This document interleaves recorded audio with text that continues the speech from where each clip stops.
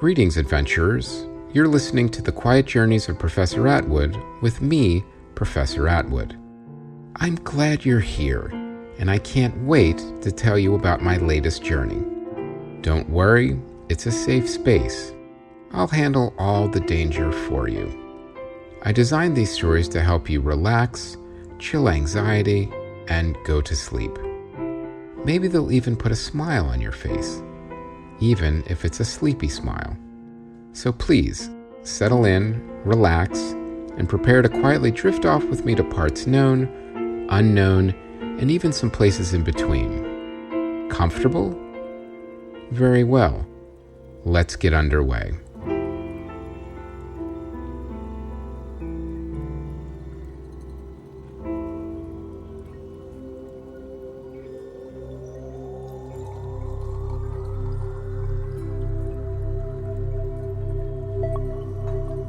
Good evening, adventurers. I hope you're doing well. I also hope you're all cozy and settled in because tonight I'm going to tell you about a secret conundrum. That's right. This evening's story is going to be all about something, well, a bit controversial, and that's terraforming Mars. And it's controversial because I'm going to get into how the Martians really feel about it. Now, as you remember from last time, we had blasted off into space on our way to Mars. Due to my incredibly efficient custom ion drive, we'd be there in about 2 weeks. But that was apparently slow compared to NASA's new experimental antimatter positronic drive, which could make the trip in 8 days. The problem was that ship, the John Carter, was missing. So we had to find her and her crew, including my son Patrick, who was on that mission. But then things became, well, exceptionally unexpected, and I have to say, weird. Janet's mission briefing gave me many puzzle pieces that didn't seem like they went together at all. I hoped we'd eventually see the whole puzzle, but for now, we were still on our way to Mars. Janet had briefed me about the missing Mars mission and how they unexpectedly discovered ruins on the planet's surface before NASA lost contact with them. Interestingly, the ruins were not Martian. The Martians lived underground, and King Targon and Queen Malanidia were adamant that the ruins were not of Martian origin. But that wasn't the weirdest thing. The weirdest thing was hearing that I had been requested for this mission personally. At first, of course, I told Janet that I already knew that, and NASA made it clear they wanted me in my spacecraft, the Journeyman, to get there as soon as possible. That's when she said it wasn't NASA, and it wasn't the Martian royalty either. It was a friend of mine, Tom, the futurist, who was also on Mars and had personally requested me. Now, this was a considerable surprise, as you can imagine, being requested by a friend who was, of course, from the future. I mean, that made him such an effective futurist, sure. So, things were getting odd and complicated, and I was hoping we could unravel these mysteries and see how they all fit together in due time.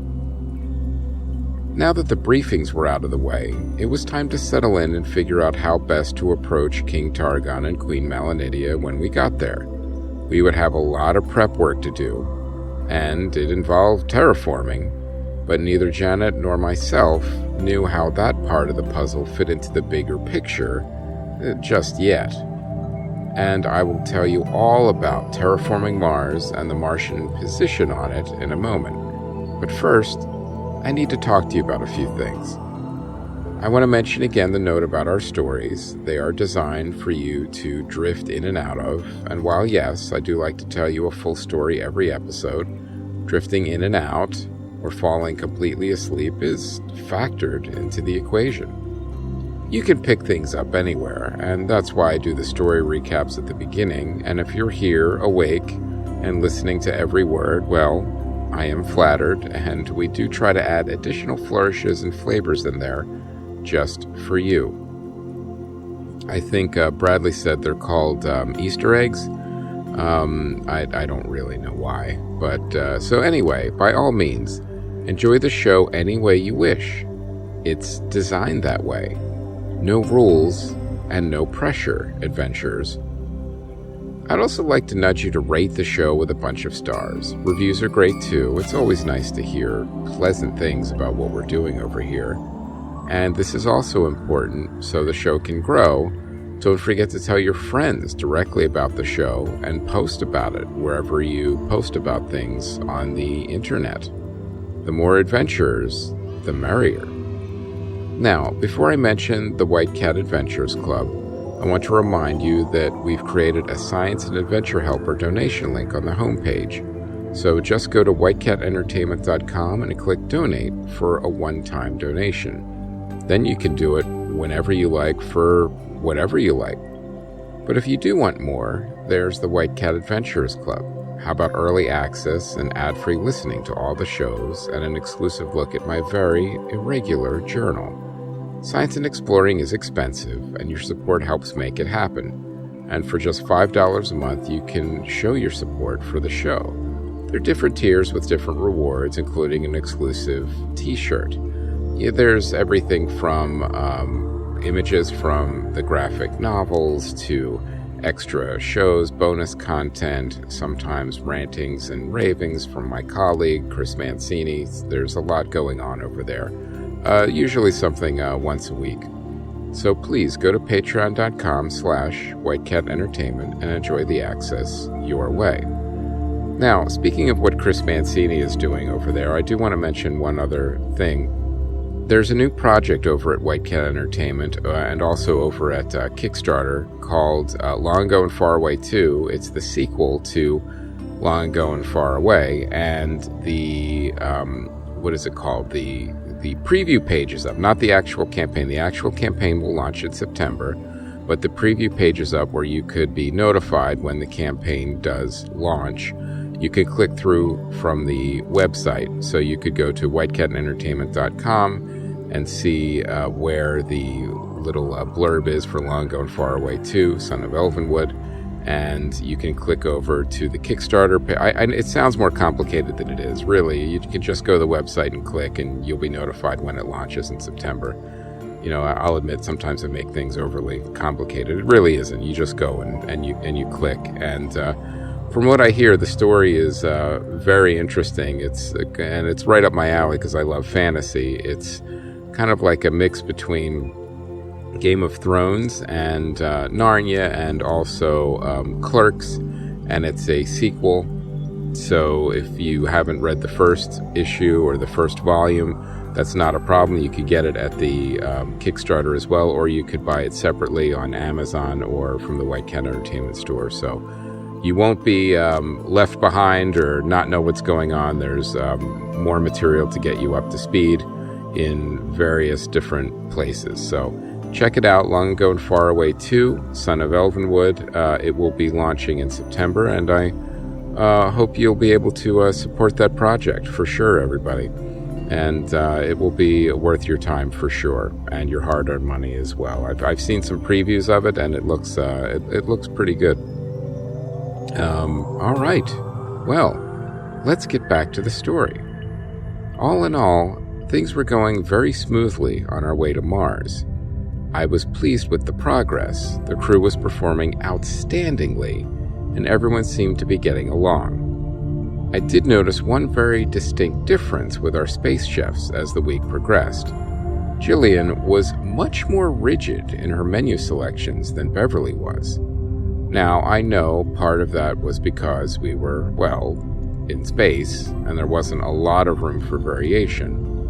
But I could tell when a crew member asked for a substitution or an off-menu snack, she would begrudgingly accommodate the request, albeit reluctantly, and would purse her lips as she did so. Now, that being said, she was an excellent space chef, and her meals were delicious. She just didn't like it when the crew tried to stray from the program, as it were. Again, all crew members have their quirks, so, this wasn't the most surprising thing, and probably not the biggest personnel issue I would have to deal with. I mean, if that was the biggest personnel issue I had to deal with, honestly, I would consider myself lucky. I mean, it wasn't the biggest personnel issue, of course, and there were bigger ones that were starting to develop, ones that I had to keep an eye on and also resolve in order for the mission to go smoothly. But I'll get to that soon enough. Anyway, we were about a week from our scheduled landing, and there was still a lot of preparation to do. In addition to creating and analyzing theories about how all these seemingly disparate puzzle pieces fit together, we had some things we needed to prepare for logistically, too. Now that everyone was briefed, I had to discuss with Stephen, our linguistics officer, some logistics along with the linguistics. Thankfully, everyone had now settled into the idea that Mars was indeed inhabited, and that only a few people on Earth knew about it.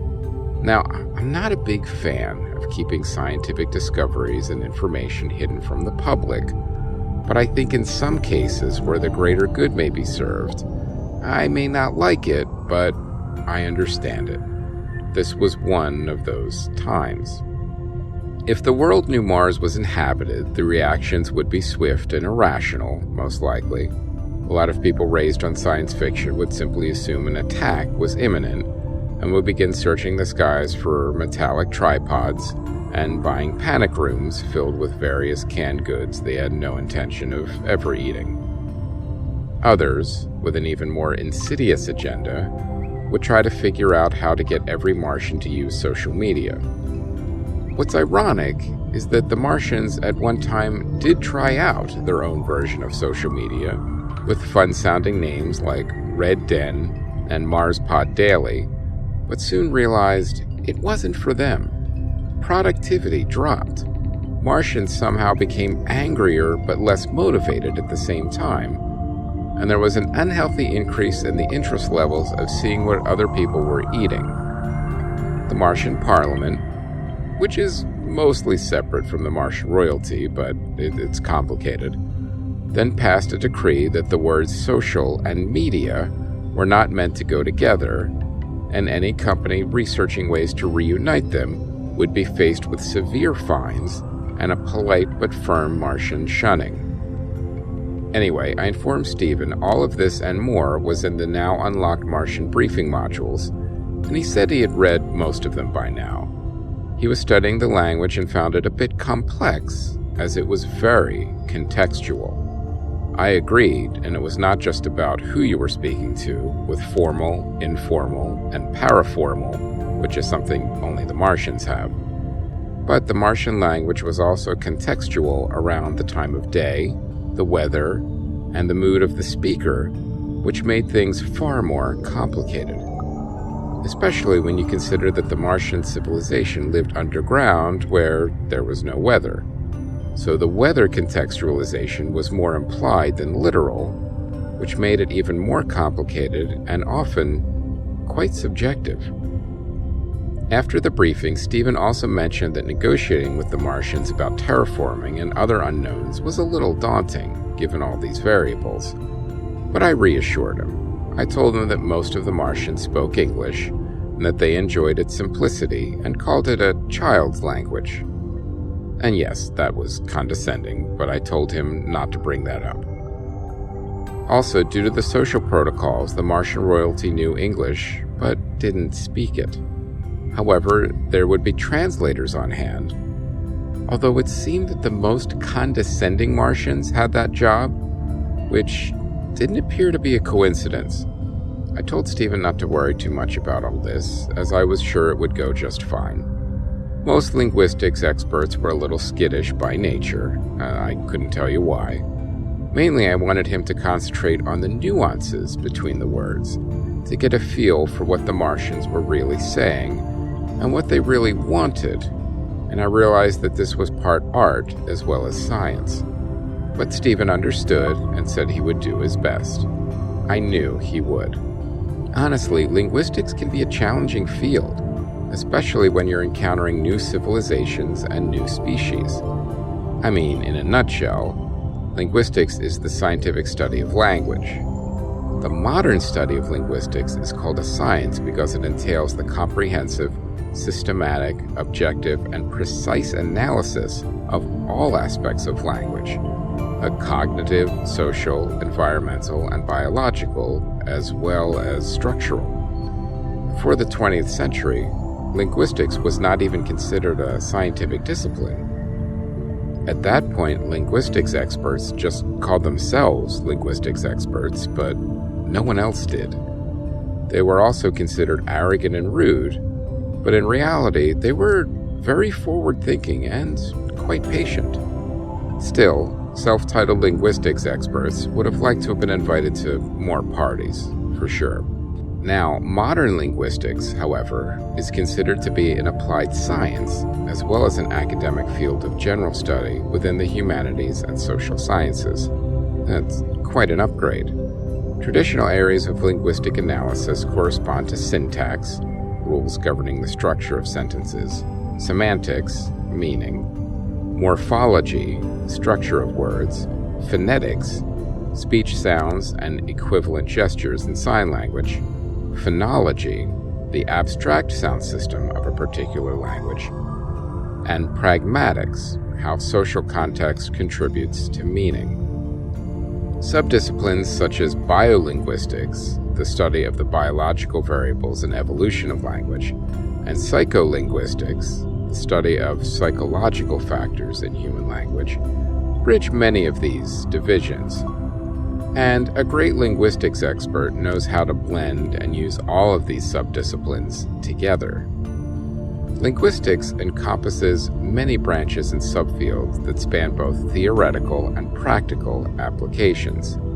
Theoretical linguistics, including traditional descriptive linguistics, is concerned with understanding the universal and fundamental nature of language and developing a general theoretical framework for describing it. Applied linguistics seeks to utilize the scientific findings of the study of language for practical purposes, such as developing methods of improving language, education, and literacy. Linguistic phenomena may be studied through a variety of perspectives, synchronically, by describing the shifts in a language at a certain specific point of time, or diachronically, in other words, through the historical development of language over several periods of time. In monolinguals or multilinguals among children or among adults, in terms of how it is being learned, or as in terms of how it was acquired, as abstract objects or as cognitive structures, through written text or through oral elicitation, and finally through mechanical data collected or through practical fieldwork. Now, obviously, talking to Martians you've never met before would fall under practical fieldwork. Steve left the meeting a bit more confident, which was my intention. I went to the galley and grabbed a pre-approved snack from Jillian and prepared for the next meeting. It would be a big one, as we needed to discuss terraforming in the Martians. Granted, it was just one piece of this Martian puzzle, but I was pretty sure it was a big one, and Janet, our mission specialist, seemed to confirm it. But before the meeting, I saw Janet run into Barry, our flight commander, in the corridor leading up to the briefing room. It looked awkward from a distance, and I started to get the impression there were personal reasons for this uncomfortableness between them, rather than professional. Or perhaps it was both. I wasn't sure yet, but as long as it didn't interfere with either of their duties, it would have to wait, and we had bigger fish to fry, so to speak. Of course, I was no stranger to dealing with personnel issues on an adventure, but that doesn't mean I enjoyed it. At best, it was a distraction, but at worst, it could jeopardize the safety and success of a mission, depending on the issue. But if it was a real concern, Dolores, our mercenary security officer, would have mentioned it, and it didn't seem to concern her too greatly, which was reassuring. Still, I would need to get to the bottom of it sooner or later. A few moments later, everyone was assembled in the conference room, and it was time to get started. Not everyone was familiar with terraforming, so we began with an overview of the process itself. The terraforming of Mars, or the terraformation of Mars, is a hypothetical procedure, well, not really, that would consist of a planetary engineering project or concurrent projects with the goal to transform Mars from a planet hostile to terrestrial life to one that can sustainably host humans and other life forms free of protection, or of course, domes. The process would involve the modification of the planet's climate, atmosphere, and surface through a variety of resource-intensive initiatives, with the installation of a novel ecological system or systems. Justification for choosing Mars over other potential terraforming targets include the presence of water and a geological history that suggests it once harbored a dense atmosphere similar to Earth's. Hazards and difficulties include low gravity, low light levels relative to Earth's, and the lack of a magnetic field. Disagreement exists about whether current technology could render the planet habitable. Reasons for objecting to terraforming including ethical concerns about terraforming and the considerable cost that such an undertaking would involve. Reasons for terraforming the planet include allaying concerns about resource use and depletion on Earth, and arguments about the altering and subsequent or concurrent settlement of other planets decreases the odds of humanity's extinction. That's a good thing. It's always good when you're working towards not having your species go extinct. Now, these are obviously the forward-facing arguments, both for and against. The actual arguments are much more complex, such as how long it would take and would it be worth it, and all the way to how the Martians feel about us coming to their planet and terraforming it. Now, this is where it gets interesting. You would think the obvious Martian answer would be, no thanks, go terraform somewhere else. But the Martians are both generous and shrewd, and, against expectations, are actually open to the idea. They live underground and control their own climate, atmosphere, and habitats, so they aren't overly concerned as to what happens on the surface. So it's possible an agreement could be made. In fact, Janet mentioned this was the main purpose of the missing Mars mission, to get the terraforming negotiations started. But now there were ruins to deal with that weren't Martian, and the presence of my friend Tom the Futurist from the future, and I would need to know how these pieces of the puzzle fit together. One of the more interesting puzzle pieces would be, what could NASA offer the Martians in exchange for terraforming rights to their planet's surface? Janet and NASA was working on a few offers, but even she didn't have all the details. She did mention that my son was to be leading the negotiations, so those details were with him and his crew at the moment. I found that very interesting and speculated what we could possibly offer an advanced culture who lived under the surface of Mars. I couldn't think of anything off the top of my head, that's for sure. But for now, let's get back to the terraforming of Mars. Future population growth, demand for resources, and an alternate solution to the doomsday argument may require human colonization of bodies other than Earth, such as Mars, the Moon, and other objects. Space colonization would facilitate harvesting the solar system's energy and material resources. In many aspects, Mars is the most Earth-like of all the other planets in the solar system. It is thought, correctly, that Mars had a more Earth-like environment early in its geological history, with a thicker atmosphere and abundant water that was lost over the course of hundreds of millions of years through atmospheric escape. Given the foundations of similarity and proximity, Mars would make one of the most plausible terraforming targets in the solar system. Mars is thought to have been warm in the past, due to evidence of liquid water on the surface, and terraforming would make it warm again. At these temperatures, oxygen and nitrogen would escape into space much faster than they do today. Now, even with the help of the Martians, it wouldn't be a walk in the park, that's for sure. The Martian environment presents several terraforming challenges to overcome, and the extent of terraforming may be limited by key environmental factors. Now, this is a list of some of the ways in which Mars differs from Earth, which terraforming seeks to address. There are reduced light levels, about 60% of Earth's. There's low surface gravity, 38% of Earth's. There's an unbreathable atmosphere. There's atmospheric pressure that is only 1% of Earth's, well below the Armstrong limit. Ionizing solar and cosmic radiation at the surface. The average temperature is negative 63 degrees compared to Earth's average of 14 degrees. These are Celsius, obviously. Molecular instability. Bonds between atoms break down in critical molecules such as organic compounds, which is life. There are global dust storms. There is no natural food source. There is toxic soil. And this is one people don't really know about. There's no global magnetic field to shield against the solar wind. See, Mars doesn't have an intrinsic global magnetic field, but the solar wind directly interacts with the atmosphere of Mars, leading to the formation of magnetosphere from magnetic field tubes. This poses challenges for mitigating solar radiation and retaining an atmosphere without health risks.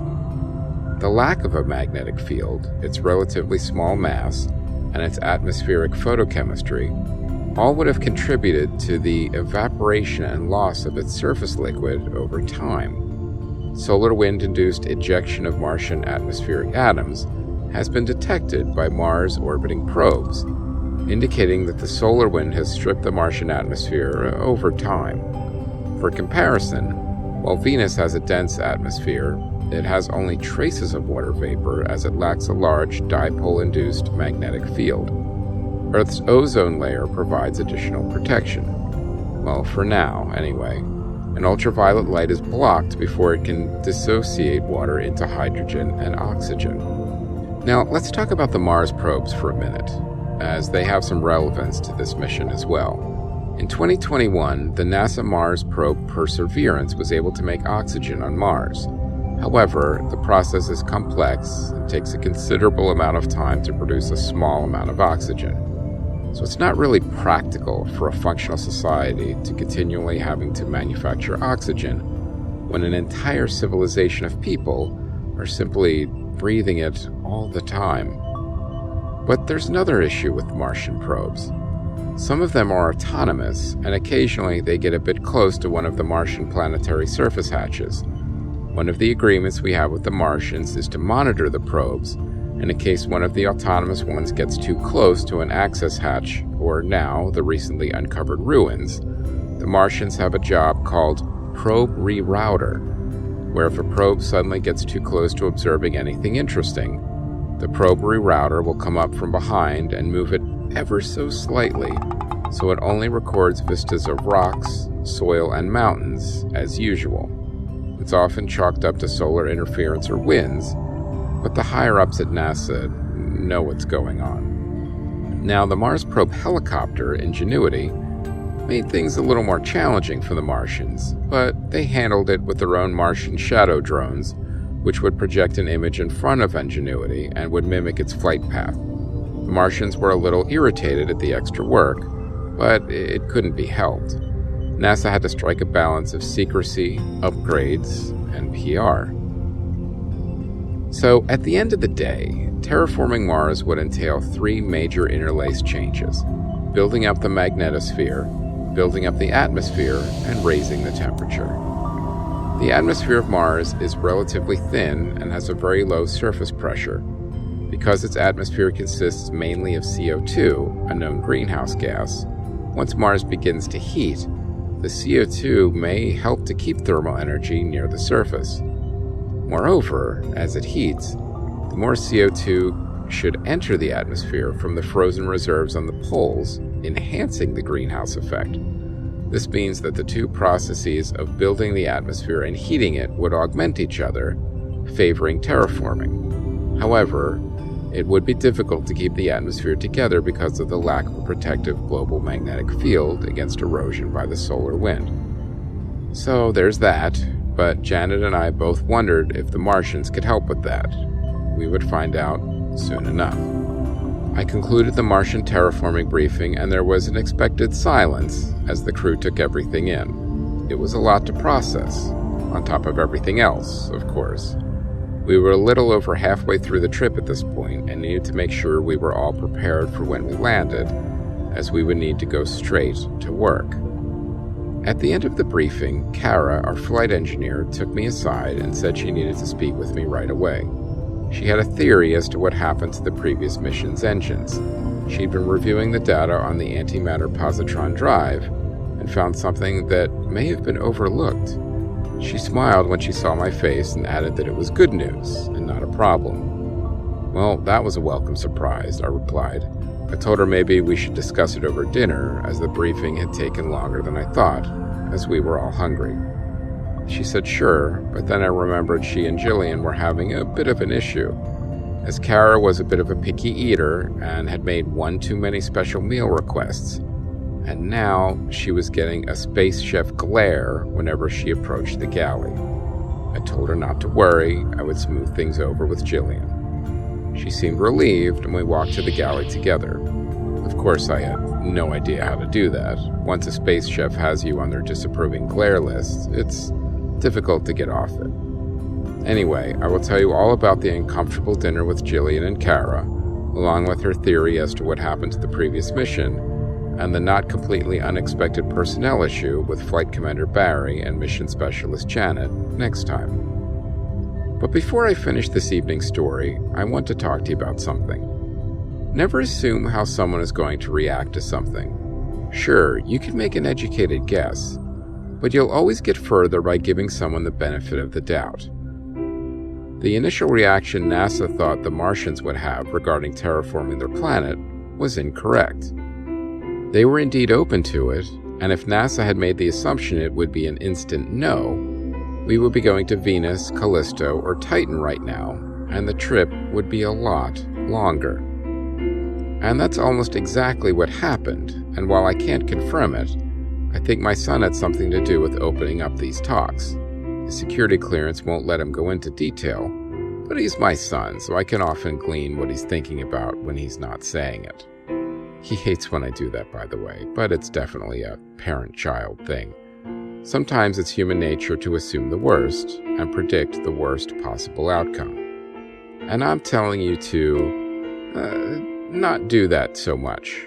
Be skeptical and realistic, of course, but always temper your skepticism with optimism and hope. The balance will lean on the positive side, and every situation will have a bit more energy and feel a bit more manageable. So go ahead. Make those big positive changes that you've been talking about. The neighbors may not mind as much as you think. Good night, adventurers.